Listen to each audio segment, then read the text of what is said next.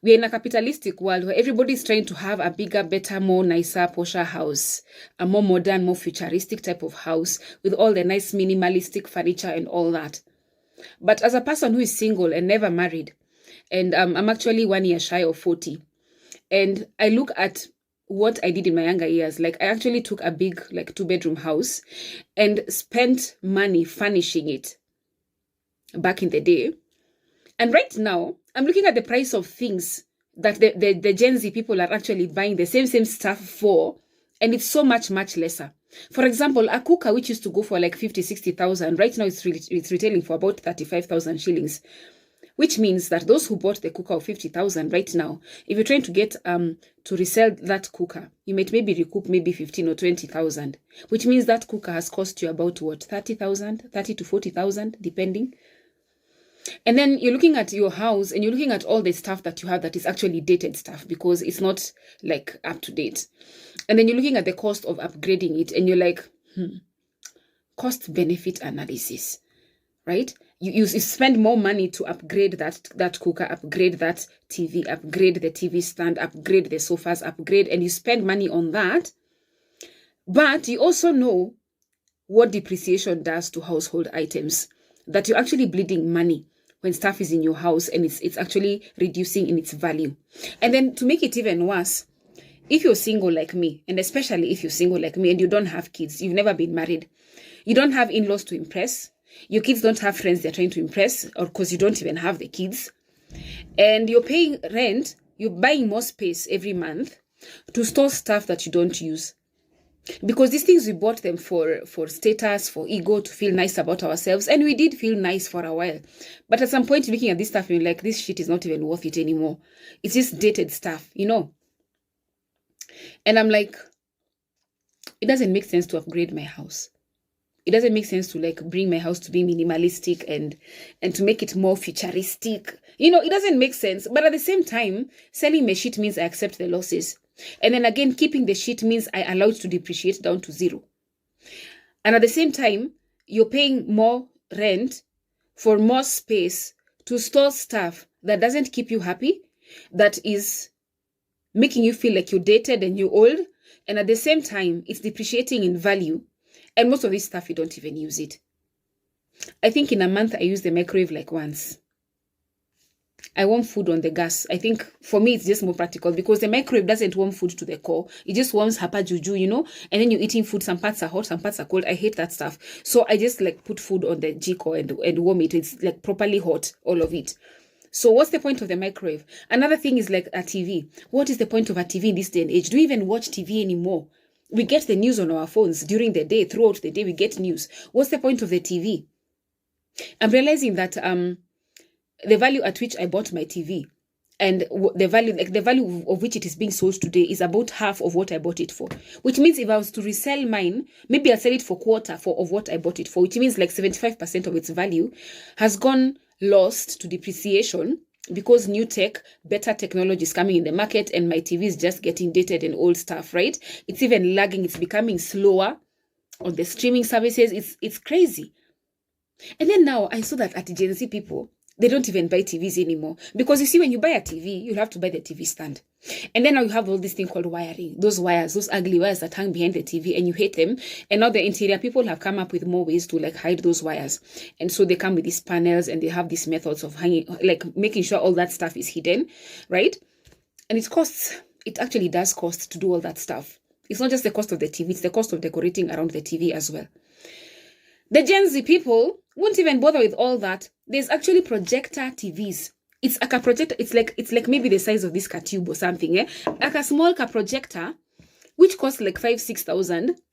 It has all the Android apps, Netflix, it has Disney, it has Hulu, it's got YouTube, it's got all those, it's got the Play Store. You can download even your games and plug in your game controllers to that projector TV. And the thing projects about 3 meters wide. 3 meters wide. When us, we are here with our 40-inch TVs, these guys are buying 6K, 6,000 shillings for projector TV. And then the thing is like 3 meters wide across the wall. That thing, to use it in the sitting room, you can project it on the ceiling. When you're lying on the carpet, you can project it on the wall. You can carry it to the bedroom and use it on the ceiling or the wall of your bedroom. And if you're traveling, you put it in your handbag because it's that small and portable. 6K. When us, you were spending to buy a TV that we don't watch, and we decorate around that TV, and we invest in this money, and that stuff depreciates. Am I the only one who's thinking that downgrading is the way to go? Because I'm like, we update all this stuff for what? For what? We are barely ever home. We are busy people. We are out there looking for money. So what is this about? You don't have kids. Like me, I don't have kids. I don't have in-laws to impress. Who is this for? Of late, I've been looking at people who live in bed-sitters in studio apartments, and I'm like, damn, I envy that life. Because a bed-sitter doesn't allow you to keep stuff that you don't need. It doesn't. It just doesn't by default. You know, I look at, for example, my clothes. You know, every time there's an event you're going, you know, you're going for like events, there's a wedding, there's a this, there's that occasion, whatever. You get new outfits for those events. When you're done with that event, you come back with the outfit, you put it where? In the wardrobe. And then over time, for me, I'm 1 year shy of 40 years, and over time, the wardrobe is full of clothes that you wore once or twice, that you won't ever wear again because they are too nice for daily wear. They're too nice for daily wear. And even if you get occasions, how many occasions do you get in a year? How many occasions? And so I was talking to a friend of mine about it. Even about like the phones that we use. The depreciation on a phone. You buy a phone for, let's say, let me give an X amount, right? Okay, let me not even give you the value, but let's say you buy a phone, and then the new technology, like Samsung did that, by the way. I'm a Samsung baby. You buy a phone, and then there's a whole new generation of phones which are coming to the market, which basically pulls the value of the old one you bought down to less than half or even a quarter of what you bought it for. You lose 75% of the value to depreciation over a duration of what, 2 years. And I was having this conversation with a friend of mine, and they told me that the best thing to do is to invest in a military-grade phone. Yeah.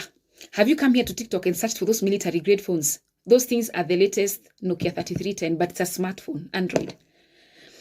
And the battery is like 25,000 mAh, which, because that thing is military-grade, it's built to be like charged once and go into the bushes and stay on for a long time. Yeah. And then like the storage that thing comes with, yeah, it doesn't matter what new updates Android has. It doesn't matter what new apps come. That thing will still be working. And those guys are dropping it from the 3rd floor of the building to the ground. They drive a vehicle over it. The thing does nothing. It's dipped in water. It does nothing. It's a military-grade phone. And for like 50, 60K, you have a military-grade phone. That you don't have to keep like buying a new phone every 3 years. Capitalism does this thing, eh? Yeah, you lose 3/4 of the value of the shit you buy to use. And every 3 years, you have to buy more. You have to buy more. Like, it's a system. And again, this is a matrix. This is like, it's called what? The rat race. Yeah, we need to step off that treadmill because it's tiring to be investing in stuff which loses 3/4 of its value, and you're paying more rent per month in the X figure of rent that you're paying to store stuff that you don't use that is depreciating in value. It doesn't make sense to me. And I'm like, maybe depreciating, like moving down to a bed sitter would make more sense for a single person who doesn't have kids. If you're married, maybe it makes sense because you have like people to impress, right? Even when it comes to clothes. You know, these two clothes which are coming from China. You know, this shop 1,000 clothes, eh? That you buy a cloth, that thing can't even last 6 months. The stitches have come apart. It has done something. And somebody's telling me to just like, okay, the person I was talking to was telling me to invest in sportswear. Yeah. Sportswear is built to last. Sportswear is built to go through wear and tear and keep together. Because like somebody who makes a tracksuit designed it so that you can run and all that friction between the legs, and the thing is not supposed to tear. It's supposed to stay strong. So even the type of stitches that they put into sportswear, like those things like last longer. And then they're also fade proof. They're also crease proof. And it doesn't matter where you're going. If you're going for an event, if you're going for whatever, there's a way to just match it up and it looks nice. Like there's this, I don't know, am I the only one who's thinking in these ways? Millennials, my fellow millennials, let me know because you're hey.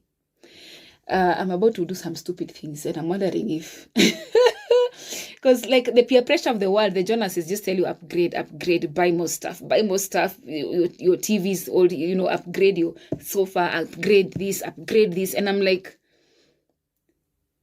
yeah. And another thing I learned is that happiness doesn't come from having things.